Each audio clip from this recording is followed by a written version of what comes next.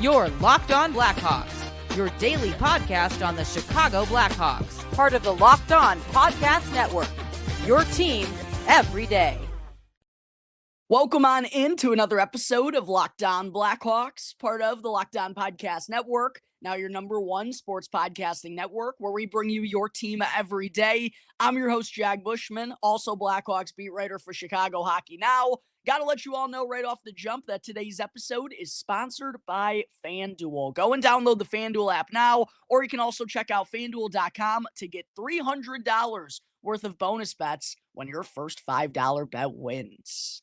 All right, what's going on, Blackhawks fans? Hope everyone's start to their week is going well. Got a beefy episode in store for you all here today with Deep Dive 2.0. That's going to take up most of today's show. But before I get into that, I did want to briefly go over the Blackhawks' 1-0 loss to the Colorado Avalanche in their last time out on Sunday. A much improved performance compared to their previous outing, which led to an embarrassing 9-3 loss to the Buffalo Sabres, especially when you consider the Avs had won 8 games in a row coming into this one and had only lost 1 game in regulation so far on the year as the NHL's top team. The Blackhawks went toe-to-toe with them in a game that came down to the wire, but sadly lost a third consecutive game because they just couldn't find a way to get the puck behind Scott Wedgwood. He was incredible for Colorado from start to finish, particularly in the first period where the Blackhawks came racing out of the gates. They took advantage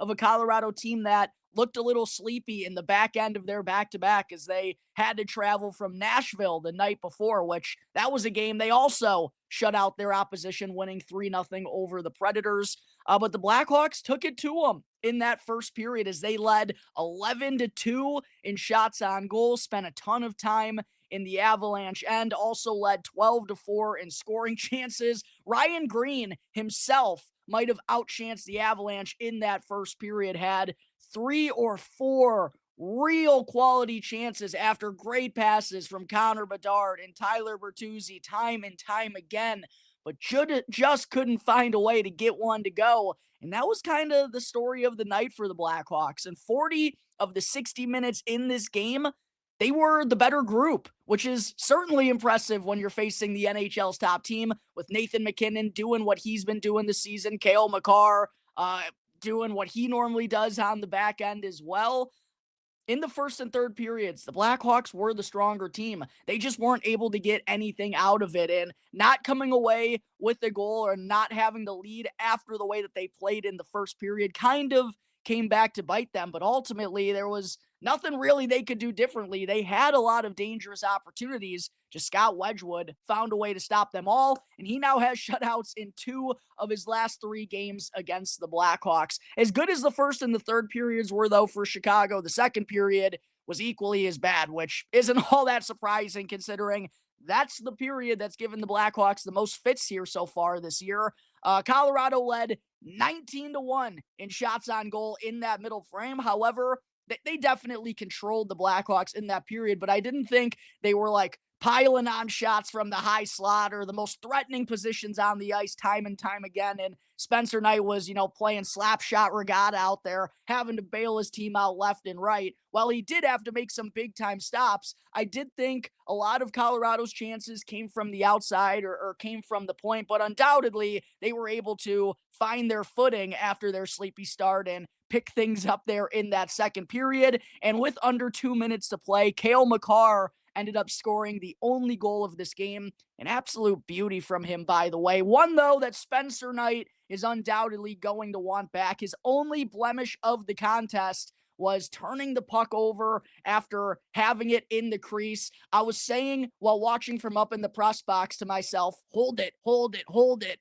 He didn't, ends up turning it over to Tristan Nielsen. He puts it on net in the rebound, bounces right to Cale Makar at the left dot, and he made a heck of a play as a righty from that left circle to go and one-time that rebound, didn't even settle it on his stick, and I think because of that, and that quickness that he got it on Spencer Knight is the reason why the puck ended up in the back of the net. Unfortunate, one that Spencer is going to want back, one that he definitely should have held, and allowed the whistle to sound there and get a defensive zone face-off. But the Blackhawks, like I said, they had plenty of chances to go and equal up the score in the third period as well. Not as strong of a period as the opening 20 minutes was, but they were the better team late in that game, had a surge with under 10 minutes to go. But Scott Wedgwood was making every single save that the Blackhawks put his way. So a toughie for the Blackhawks, in which their losing streak extends to 3 games. 2 of those 3 losses, they definitely could have gotten a better result in. The third period against Seattle was horrendous. That kind of snowballed into the game on Friday against Buffalo. Blackhawks were much sharper on Sunday against Colorado, took the NHL's top team down to the wire, but were unable to come away with a victory. They've now lost 3 games in regulation for the first time here this season. Before getting into Deep Dive 2.0 in just a second, Blackhawks fans, there are some stats that I want to bring up regarding Connor Bedard and Nathan MacKinnon, because obviously the 2 biggest stars for their respective franchises in this matchup, and they went toe-to-toe pretty frequently throughout the course of this game. Bedard was on the ice for 12 minutes and 40 seconds of MacKinnon's total 23 minutes and 36 seconds of time on ice. And when MacKinnon was on the ice at the same time as Bedard at even strength, the shot attempts were 18-15 in favor of Chicago. Shots on goal, also 8-4 in favor of the Hawks. They led 10-6 in scoring chances and 4-0 in high danger chances. And compared to when MacKinnon was out there without Connor Bedard, the shot attempts were 13-7 in favor of the Avs. Shots on goal were 5-2 Colorado. The scoring chances were tied 5-5, and then the high danger chances were tied 3-3. And to add to that, Cale Makar played with Nathan MacKinnon for 16 minutes and 28 seconds of his total 20 minutes and 36 seconds on Sunday night. Shout out to Charlie Romeliotis for posting those stats on Twitter, or X, I guess I should say, yesterday, which, by the way, has X been acting very strange for you all over these last couple of days? And in terms of the following page, there's normally the For You and the following page on X. My following page used to be in chronological order. Now it is just kind of a hodgepodge of random content and is making me want to put my hair out. I'm not seeing things in a timely manner like I used to. Don't mean to get sidetracked here, but let me know in the comment section below if you've noticed that X has also been atrocious here over these last couple of days. Shout out to Charlie Romeliotis, though, for posting those stats on X. But I think that's some pretty impressive stuff from Connor Bedard going up against the NHL's leading point scorer, the most dominant player in the league right here, right now, along with arguably the top defenseman in the league as well. And MacKinnon and Makar play a lot of their ice time together. Jeff Blashill actually mentioned that during the post-game presser, and he talked about how he rolled with Bedard's line against MacKinnon's line as the home squad. Blashill gets the final matchup decisions. He rolled with Bedard's line more times than not against MacKinnon, A, because he trusts Bedard in that situation, and B, he also didn't want to give Jason Dickinson, the third-line center, too much ice time in his return back against, arguably the top line in the league right now. So Bedard fared really well in those situations going up against MacKinnon. The Blackhawks, when Bedard was out there on the ice at even strength at the same time as MacKinnon and Makar, they were the ones who were leading in shots on goal, leading in shot attempts, spent more time altogether in the offensive zone. And even without Bedard on the ice, the Blackhawks did a pretty good job altogether against Makar and MacKinnon in this contest. But when they get a brief opening like Cale did late in that second period, he's going to make it count pretty often. So altogether, I thought the Blackhawks did a really good job against that dynamic duo. Connor Bedard and the Blackhawks top line not only got the better of the offensive stats there, but I also thought they did a pretty good and reliable job on the defensive side of things. So again, there's a lot of promise to take away from this contest, despite the losing streak being extended to 3 games. And that's kind of what the team reiterated during some post-game media sessions. Jason Dickinson saying, we're not here for moral victories. We don't have to be happy with the result, but we can also still be happy with the process. And Blashill went on to say, if we play like that more times than not, we think we're going to come away with victories. And I agree. The Blackhawks just simply got goalied in this one, did a lot of good things in the first and third period, again, against the top team in the entire NHL. just weren't able to find a way to get one past Scott Wedgwood. That's the nature of the beast. That's the way this game goes sometimes, but I do concur that if the Blackhawks can continue with those types of performances, they're going to put an end to that losing skid here really soon and hopefully have a strong finish to the month of November. All right, there was a quick conversation on the Blackhawks playing hard against the NHL's top team in their last time out on Sunday. Coming up in just a moment, it's time to get into Deep Dive 2.0.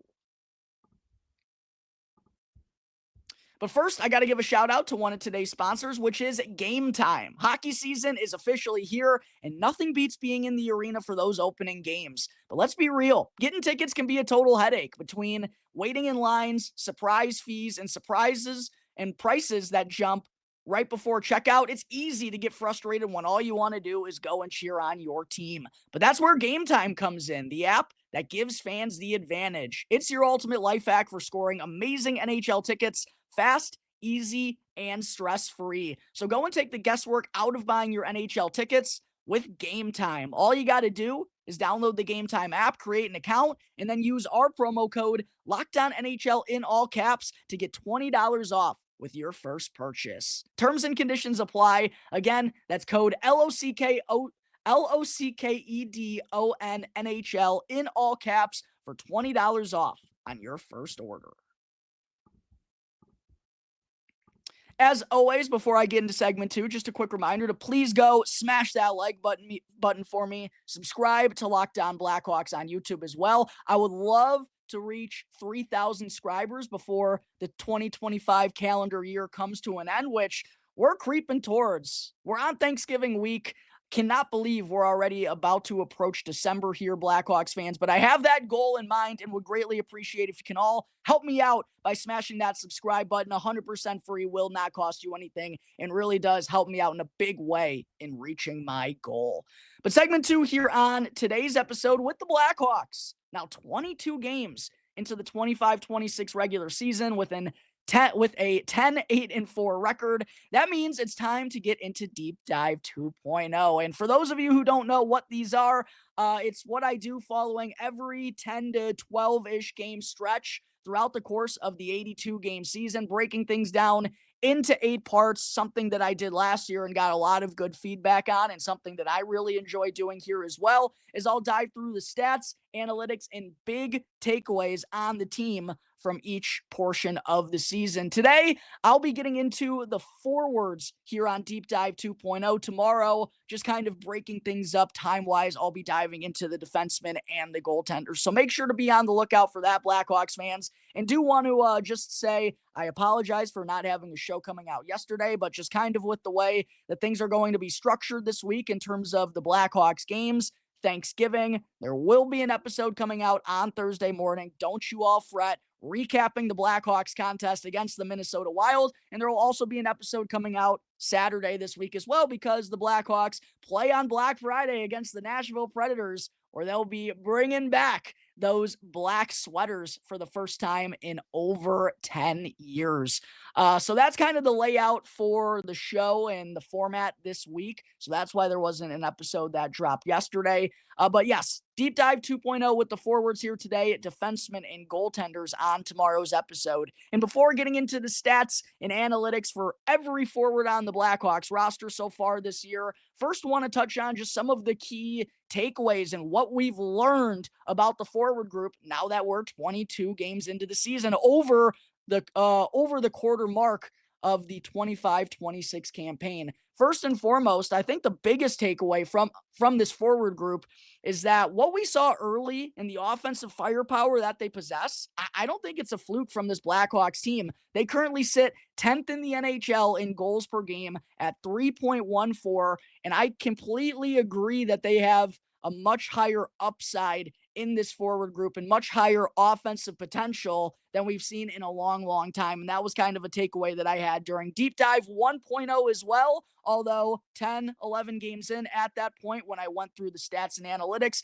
not the greatest sample size. We have a much larger sample size here now that we're 22 games in. And I continue to feel the same way about this Blackhawks forward group. They are much more capable than we've seen in a long, long time. And a big reason for that, undoubtedly, is because Connor Bedard is well on his way way to becoming a superstar in this league. And even on nights where the Blackhawks aren't winding up on the right end of the shots on goal differential or the scoring chances, Bedard and the upside that this offense possesses, it doesn't take them a lot in order to find the back of the net. And I've seen some people on social media say they're a quality, not quantity team right now. I don't even know if I'd go as far as saying that. I would just say they're very dangerous and a very opportunistic bunch. And because of Connor Bedard's skills and because he's turning himself into one of the best players in this league,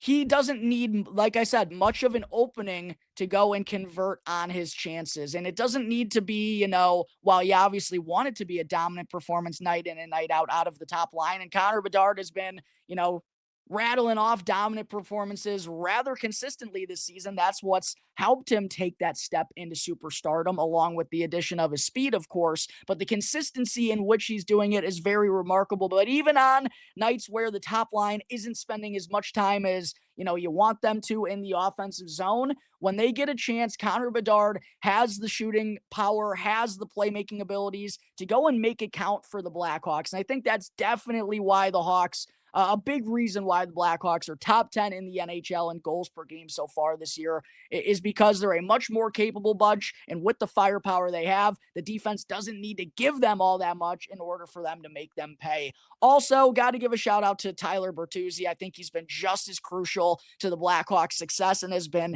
incredible on the man advantage in particular, where the Blackhawks are 6th in the NHL in that category. So again, a very opportunistic bunch that's taking advantage of the chances when they do get them, whether it be at 5-on-5 or at even strength this season. And Andre Burakovsky, while he may not be a true top liner on a contending Stanley Cup squad, I think he's definitely the best top-line option that Connor Bedard has played with through his first 3 NHL seasons. Taylor Hall just never really got it going with Chicago, was never on the ice consistently, and while he did play with speed that could mesh well with Connor Bedard, another thing that I really do believe has been crucial, along with Bedsy on the top line, has been the size and the pace that Andre Burakovsky is able to play with and bring to the table there. And then how well he's fared on the power play too, when, obviously the power play runs through Connor Bedard, but Andre Burakovsky has entered the zone with that size and speed of his to help establish control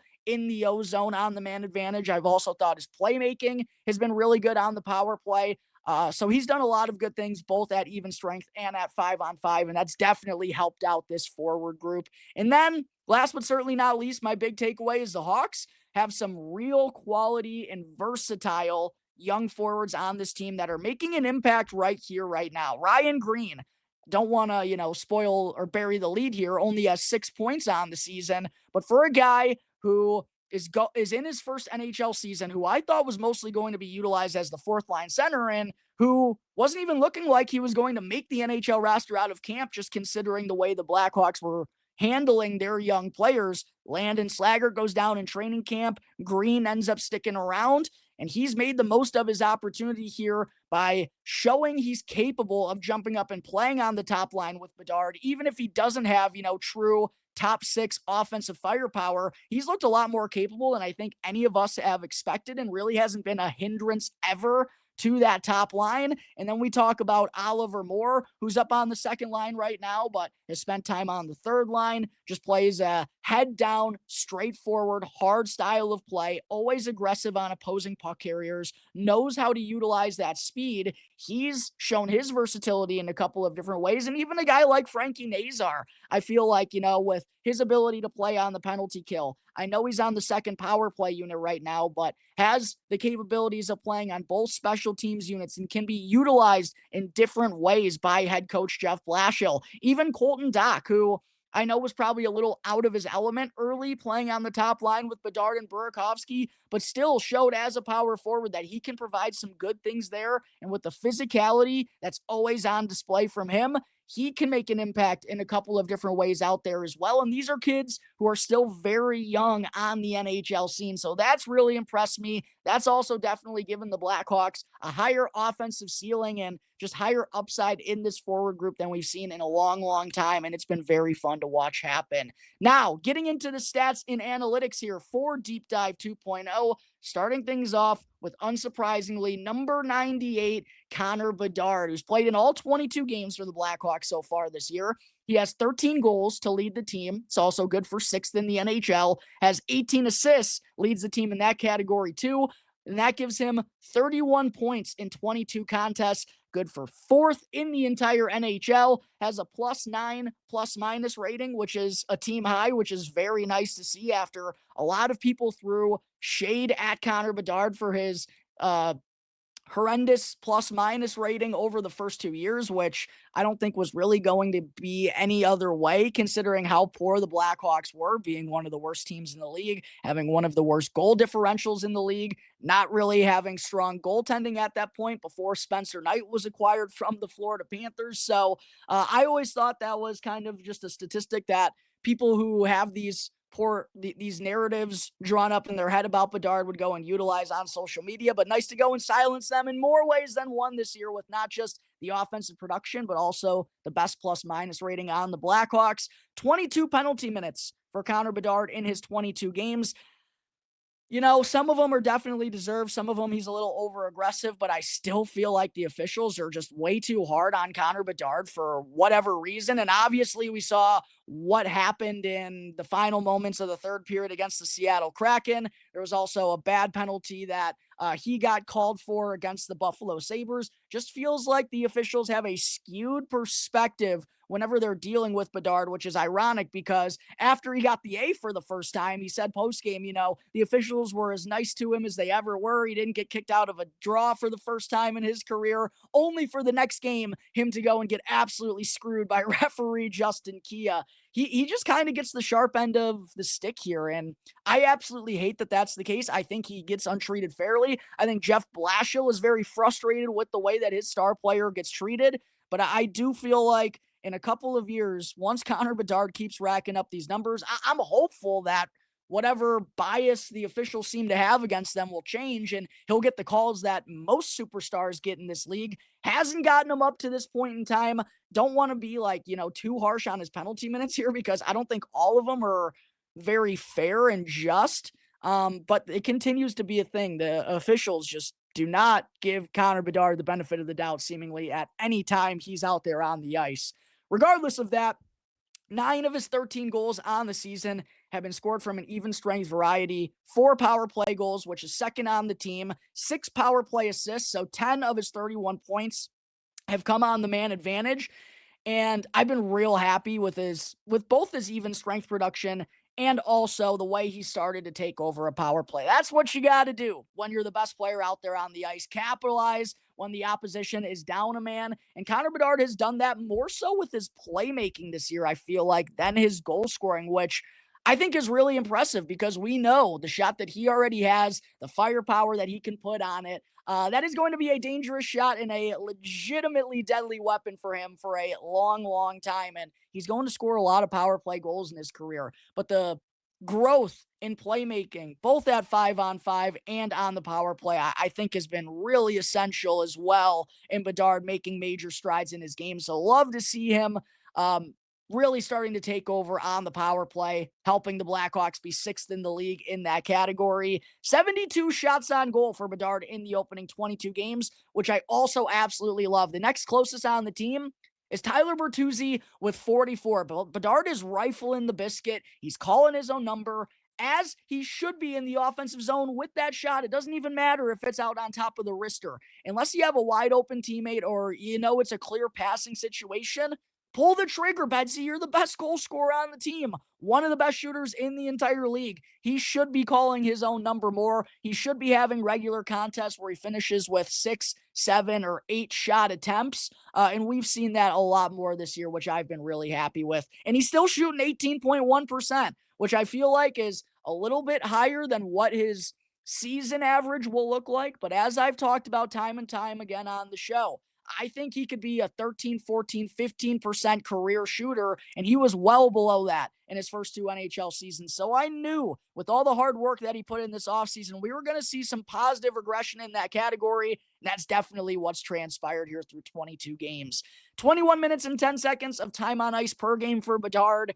I think I don't have the defenseman numbers right in front of me, but I believe that's good for second on the team, even including defensemen. And with Blashill regularly going with only 11 forwards in the lineup, Bedard is getting double shifted early and often, which he should be with the way that he's performed this year. But he's handled that ice time, I think, rather well. And then how about this, Blackhawks fans? Connor Bedard, now 50.2% at the faceoff dot here this year, over the 50% plateau, which he couldn't even reach 40% in his first 2 seasons. He's not taking a ton of faceoffs this year. I do want to add that in, but still, for him to have jumped up well over 10%, and I know it's only 22 games, but my goodness, the strides and the growth.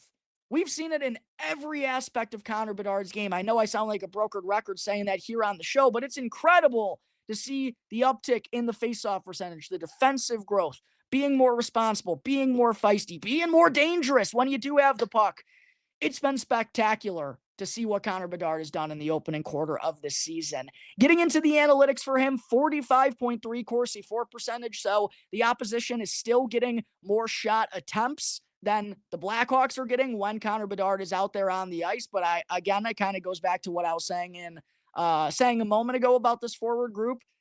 They are very opportunistic and they convert on a lot of the scoring chances that they do get. And I do understand that the Blackhawks as well are just a team that has a Corsi for percentage below 45%. So Bedard is not alone in this category. Most of the Blackhawks that I'm going to go through have a Corsi for percentage under 50% on the year. That's just a team statistic. But I do think Bedard has had to defend a little bit more at times out there because maybe, he's not necessarily playing with a true top liner. He's played with Ryan Green a lot, but still been handling himself very well altogether and has been on the ice for 26 goals for to 16 goals against. So despite the Blackhawks getting outshot attempted when Bedard is out there on the ice, they're still well on the right side of the goals for to goals against battle there. And that, again, goes back to what I was saying. Connor Bedard is making the most of the chances when he gets them. And then also goes back to Spencer Knight being a really good goaltender. And now when Bedard is out there and they give up some scoring chances against. 26 goals for to 16 goals against in the goals in that differential there. And Bedard has been on the ice. His zone start percentage is 54.0 on the season. You want to be putting him in offensive situations more times than not, but that is a number that's down compared to his first 2 NHL seasons. I think part of that is because Blashill trusts Bedard a little bit more defensively than the past Blackhawks coaches did in his own end. Next up, let's get to Tyler Bertuzzi here, Blackhawks fans. Played in 19 of the team's 22 games on the season, 12 goals, second on the team, 7 assists. That gives him 19 points, over a point per game so far this year. He's right at a point per game, I guess I should say, after going scoreless and snapping his 6-game point streak on Sunday against Colorado. +2 plus-minus rating, 6 power play goals on the year from Bertuzzi. He has been awesome on the man advantage, not only with his net front presence and being the human backboard out there, but I also thought he's done a really good job of hounding down some pucks and winning some board battles to help the Blackhawks get possession and then set things up in the offensive zone. I think that's been a little bit of a forgotten part of Bertuzzi's game so far this year. He's also chipped in with 4 power play assists, so has been a little bit of a power play merchant this season. 10 of his 19 points have come on the man advantage, but again, when he plays with Connor Bedard, he's not getting a whole lot of playmaking statistics, and that's not the strength of his game. He's not really generating play or driving play. He's going and crashing the net and scoring a lot of goals. He's always been more of a goal scorer than a playmaker, than an assist man, but has done most of his best work on the power play so far this year. I mentioned when going through Bedard's numbers that Bertuzzi has 44 shots on goal. It's good for second on the Blackhawks roster, shooting 27.3%, which for a guy that most of his shots come from right out on top of the crease, right from out and tight. That shouldn't be all that surprising. He is a guy who regularly shoots over 20% because he's not firing a whole lot of wrist shots on cage, but is converting at a high rate when getting those opportunities right out in front of the opposing goaltender. That is undoubtedly Tyler Bertuzzi's office. Averaging 18 minutes and 4 seconds of time on ice as well, which is well up from the 16 minutes that he averaged in his first season with the Blackhawks, and has deserved that uptick in ice time because of the way that he's performed so far this year. Corsi for percentage, 49.4%, so actually pretty close to the 50% Mendoza line, and has been on the ice for 16 goals for to 14 goals against. Not, necessarily the most reliable defensive player. He's more so known for being involved in skirmishes and mixing it up and stepping in for his teammates, maybe throwing some hits every now and again. But because of his lack of speed, and he's always going to be more of an offensive-minded player than he is defense, I'm not all that surprised that the goal differential is a little closer than it is for someone like Connor Bedard, but still been on the ice for 16 goals for at even strength at 5-on-5 this year. For a guy who mostly has, had his production come on the man advantage, still has helped the Blackhawks do some good things at even strength, but hasn't necessarily been, like the main playmaker out there on the ice. That's more so Bedard's role when Bert and Bedard are out there together at 5-on-5. 50.6% of Bertuzzi's zone starts come in the offensive zone. Again, that's not surprising considering the style of play that he plays with more times than not. And then that takes us to Andre Burakovsky, who's played in 18 of the Blackhawks' 26 games, 7 goals, 8 assists, 15 points for him in his opening 18 games as a Blackhawk, has a +5 plus-minus rating, 1 power play goal, 4 power play assists. So kind of compared to Tyler Bertuzzi, right? Andre Burakovsky, while I mentioned he's done a lot of good things on the power play, 10 of his 15 points in 18 games have come at even strength. And he's been stuck with Bedard a little bit more than Tyler Bertuzzi has, right? Bert was on the second line to open up the year, has been bounced up and down at times throughout these last couple of weeks, but Burakovsky has been the one who at even strength has most consistently played along with Connor Bedard, and that's why I don't think it's surprising that a lot of his production has come at even strength as well. Only 26 shots on goal, though, for Burakovsky in 18 games, which I would understand, deferring to Bedard a little bit with the way that he shoots the puck out there, but Burakovsky is known as a goal scorer himself, so I think he needs to be firing the biscuit a little bit more, especially when he plays with Connor Bedard, and he's going to get so much attention out there on the ice. And he's shooting 26.9% when he does put the puck on cage, so maybe he just needs to be firing it a little bit more frequently in the O-zone. Burakovsky's averaging 17 minutes and 6 seconds of time on ice, getting a good opportunity here along with Bedard. 47.2 Corsi for percentage for Burakovsky at even strength, has been on the ice for 18 goals for to 12 goals against, 63.2 offensive zone start percentage. So they're playing him a lot in the offensive zone along with Bedard. Bedsy kind of double shifts with some other guys. So that's why, Burakovsky's only averaging 17 minutes of time on ice. Bedard's well over 21. Bedard has just a little bit more of an extended role than Burakovsky does. But when the Blackhawks are in the offensive zone, Blashill really likes putting Burakovsky and Bedard out there together. And then we get to Teuvo Teravainen, tied with Burakovsky for the third leading scorer on the Blackhawks, although he's played in all 22 games, has 5 goals, 10 assists for 15 points with a +4 plus-minus rating, 2 power play goals for Teuvo Teravainen, 5 power play assists, which honestly surprised me a little bit when I went and looked at the stats. So 7 of his 15 points on the year have come on the man advantage. Would like him to be a little bit better at even strength. He was really quiet at 5-on-5 in the first 3-4 months of last season, and his return with the Blackhawks, I feel like that's kind of been the same way for Teuvo this year. Was off to a really good start this year at even strength, and is kind of, even though he's picked up his production in recent weeks, a lot of that has been coming on the power play. Only 27 shots on goal for Teravainen as well. And I understand he's a pass-first player, but this is kind of what I talk about when his passive styles frustrate me at times, especially when, you're on the second line, you're in the middle six, and the Blackhawks need you as a depth scorer for this team. I get you're trying to set up Frankie Nazar, you're trying to set up your line mates, but there are times where Teravainen needs to do a better job at shooting the puck. There was an example of that in the first period on Sunday against Colorado. And then later on in the game, he went and fired like a harmless shot on that I was like, well, that one was absolutely pointless. There are definitely times and places where Tavo needs to pull trigger a little bit. And he's like Burakovsky, shooting at a nice clip, 18.5% on the year. So fire that puck on cage a little bit more, Mr. Teravainen. Averaging 19 minutes and 26 seconds of time on ice as well. I know part of that is because he plays on the penalty kill, but I still feel like there are definitely more opportunities for Teravainen to be shooting that puck. Then he's got a 46.1 Corsi for percentage on the year, been on the ice for 14 goals for to 10 goals against, but has started 51.5% of his zone starts in the defensive zone. So kind of gets mixed and matched depending on the situation. Blashill does feel comfortable putting him in the O-zone, but obviously with his defensive prowess, makes sense for him to be getting, evenly split starts in the defensive zone here as well. I think it's been a good start to the year for Teuvo Teravainen. There are just parts of his game, as I mentioned a couple of days ago, that frustrate me a little bit, and one part of that is him not shooting the puck as frequently as I would like. But still, a good start for Teravainen as he's tied with Burakovsky for the third leading scorer on the Blackhawks. I'm going to take a quick break here, Blackhawks fans, but when I return, I'll get into the stats and analytics for the rest of the forward group.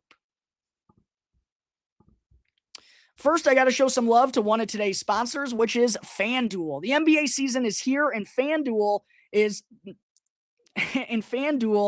the official sports betting partner of the NBA. The Chicago Bulls, like the Blackhawks, are also off to a fast start, and there's no better place to get in on the action than with FanDuel. Even if you miss the start of a game or just want to ride the hot hand, FanDuel has live bets on everything, from who will score next to fourth quarter comebacks. You can also wager on Matas Buzelis, Kobe White, and more key members of the Bulls. Plus, you can combine your live bets into a same-game parlay for a shot at a much bigger payout. It keeps every game exciting, especially when your team's making that late fourth quarter push. And right now, FanDuel is giving new customers $300 in bonus bets when your first $5 bet wins. So head on over to FanDuel.com or go and download the FanDuel Sportsbook app to sign up and play your game now with FanDuel, the official sports betting partner of the NBA. All right, segment 3, picking up where I left off and getting into the rest of the Blackhawks forward group stats and analytics here quickly before I wrap up today's episode. Next, we got my guy, Frank the Tank Nazar, who's played in 20 of the opening 22 games, 5 goals, 10 assists, 15 points for Nazar on the season. And I mentioned on Saturday's show, despite him maybe not having his best stuff since he's returned from injury, hasn't been as noticeable, I feel like, as he was earlier on in the season, but he still found a way to have assists in 4 consecutive games there before the Blackhawks got shut out on Sunday against Colorado. And I definitely think that's notable when Nazar isn't having his best stuff with him, still finding a way to end up on the stat sheet. 1 power play goal for Nazar on the season, only 3 power play assists as well. I honestly figured he was going to be a much larger part of the Blackhawks' top power play unit. That hasn't really transpired. But again, with that being the case, I'm still pretty impressed with Frank Nazar having 15 points through 20 games in his first full NHL season. Third on the Blackhawks, which I love to see as well, in shots on goal, 43 shots in 20 games. As someone who even is a little bit more of a pass-first style player, like a Teuvo Teravainen, Frank Nazar is showing, hey, I can be a good shooter too. And I love, the trust that he has in his shot. And I do believe he's capable of being a somewhat consistent 20 goal scorer in this league, not only because the amount of opportunities his speed generates, but I do believe he has a sneaky good shot as well. And I think he has a better shot than Teravainen, but it's kind of the same memo. Pass first type of guy, but you find yourself in spots to go and shoot the puck, you shouldn't be turning those opportunities down. And Nazar's still shooting 11.6% on the year with those 43 shots on net. Anything above double digits, you'll take. So I'm really happy with those stats for Frankie. Averaging 19 minutes and 2 seconds of time on ice. When he's been healthy, he's been the Blackhawks' second-line center this year. Has won 44.2% of his faceoffs, which doesn't really give me any concern whatsoever. He's still only 21 in his first full NHL campaign. We've seen the strides that Connor Bedard has made now here in year 3. Not to say that's exactly what's going to happen with Frank Nazar. Who knows? But I do feel confident that he's going to keep making strides in that department as he racks up experience. And then getting into his analytics, 45.5 Corsi for percentage on the year, has actually been on the ice for more goals against than goals for at even strength. 11 goals for to 12 goals against with a 51.5 offensive zone start time, which, is pretty even. But again, I think I've talked about this with Nazar and Teravainen in the past too. They don't regularly wind up on the right end of the analytics, but they do, not as much recently, but they do still wind up on the right end of the goals for to goals against battle. And I think that's just because when they get a legitimate scoring opportunity, they've done a good job at burying it so far this year. So that's kind of one thing that I've noticed with Nazar and his analytics so far this season. Maybe he hasn't been on the right side of the Corsi 4 ledger, the shot attempts battle, very frequently, but has still done a really good job at producing despite that. Next up, we got Ryan Donato. He's played in all 22 games for the Blackhawks, 7 goals, 5 assists for 12 points, -2 plus-minus rating, which is a little surprising for Donato, who plays a good defensive game. 11 of his 12 points have come from the even strength variety, and that's, again, why I not getting a lot of time on the power play, basically. And that's why I was going into the year a little concerned about Donato replicating that 30-goal campaign that he had last year for the Blackhawks, but has been sound at even strength with 11 points through 22 games. I mean, you put up 40 even strength points in a season, you're looking like you're on your way to a real good year. 41 shots on goal as well for Donato. Love the simplified mentality from him in the offensive zone. Just put the puck on cage. I think it's a little bit refreshing in this forward group, even though some of his shot attempts don't really have a legitimate chance of going in. I still like that shoot first mentality, especially when he finds himself one-on-one with a goaltender when, a defenseman's trying to cut it down from an angle. He's putting that biscuit on cage, and I like that about Donato. And he's shooting 17.1% on the year. Again, another Blackhawk who has a lot of shots on goal, who is getting the finished product this year. I don't think that's surprising. Part of it is also because Donato crashes the net and scores some gritty goals. Not a lot of his goals this year have been from snipes, but still, I love the demeanor that he plays with on the ice. Averaging 15 minutes and 33 seconds of time on ice, mostly in a third-line role. Not as great as it was last year. Has won 52.0% of his faceoffs. He's not really a true center iceman, but has had to step in there for the Blackhawks with injuries to Dickinson, injuries to Nazar. They've been banged up down the middle this year, and Donato has been capable at the faceoff dot, which I appreciate. He's also third among all Blackhawks forwards with 27 hits. And then in terms of his analytics, 48.6 Corsi for percentage, one of the better ones on the team, which I remember that was the case also in Deep Dive 1.0. But like Frankie Nazar, has been on the ice for more goals against, 14 goals for to 15 goals against, but does play a little bit more frequently in the defensive zone with a 57.8 defensive zone start percentage. And I think that's just a result of the Blackhawks using their second line and first line more times than not when they do have offensive zone opportunities. Donato just isn't getting those chances as much here this season. Then we go to Ilya Mikheyev, the Greyhound, who's played in 22 of the 22 games this season, 4 goals, 3 assists for 7 points. Has been a little quiet offensively here over these last couple of weeks, but again, that's not really his bread and butter. +2 plus-minus rating, which is really impressive for a reason I'll get into here in just a second. Another impressive statistic for Mikheyev is he only has 4 penalty minutes on the year for a guy who plays so much defense, is on the penalty kill, just out there in defensive situations. I thought that was really impressive. His, what's the word I'm looking for? I don't know. Can't think of it off the top of my head. Apologize for that, but really good at staying out of the sin bin. 32 shots on goal for Mikheyev as well, which I think is pretty notable for a guy who, again, plays mostly in defensive situations.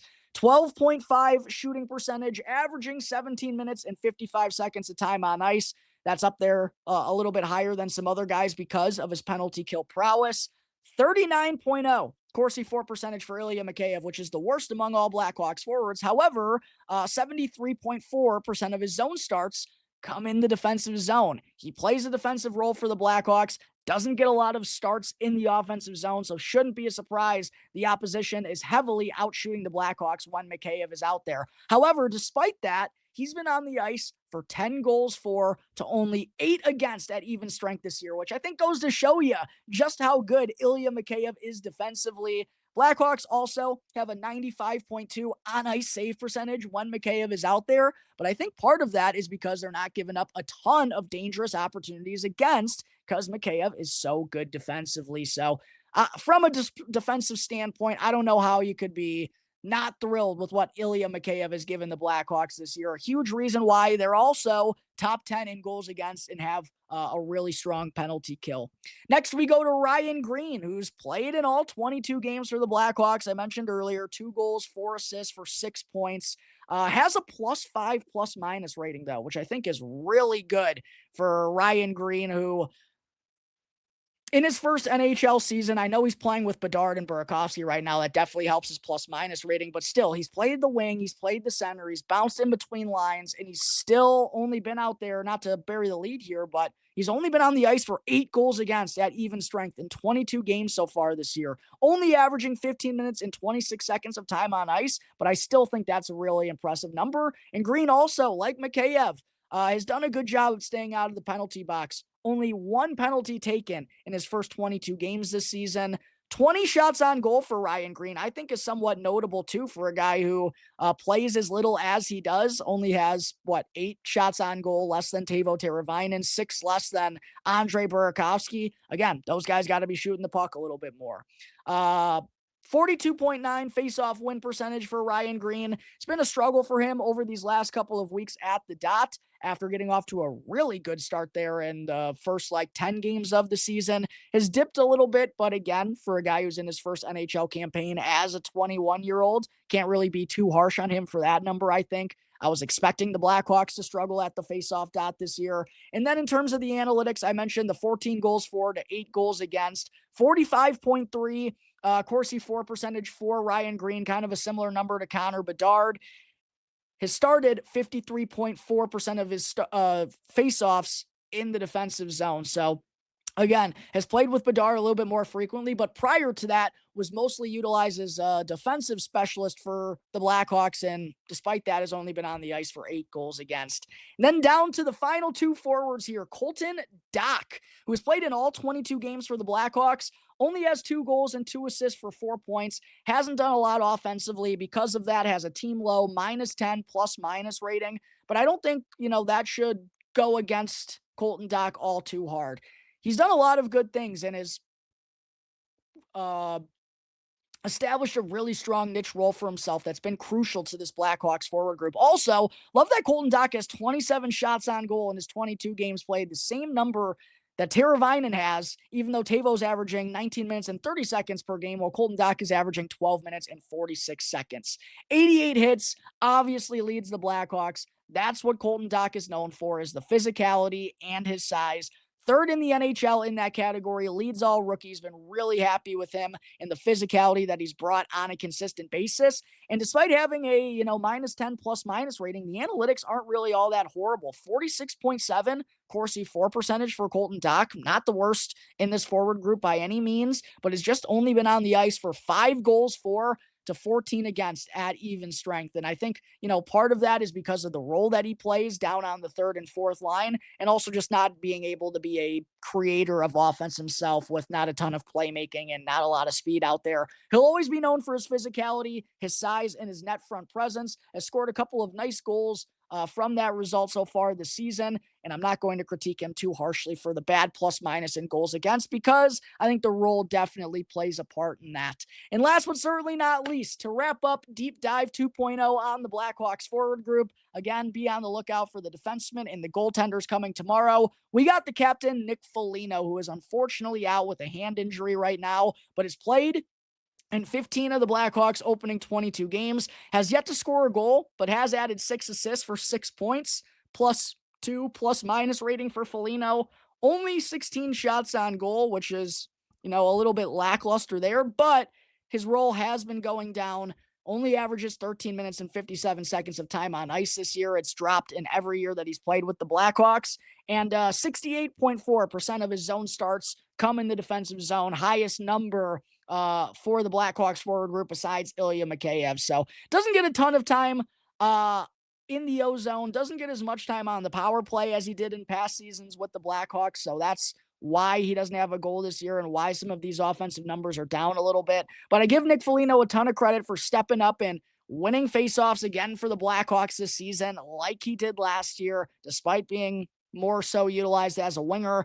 51.8 faceoff win percentage. And hey, he's been on the ice for 9 goals for to 8 goals against. So kind of like Ilya Mikheyev, despite having a heavier defensive role than offense, Nick Foligno has been a big part in the Blackhawks being a much improved defensive group in front of Spencer Knight so far this year. While Spencer obviously deserves a ton of the credit, I do think the Blackhawks team defense as a whole has been a lot better than we've seen in these last couple of years. And Nick Foligno is a responsible veteran that is a big reason behind that when he's been out there on the ice.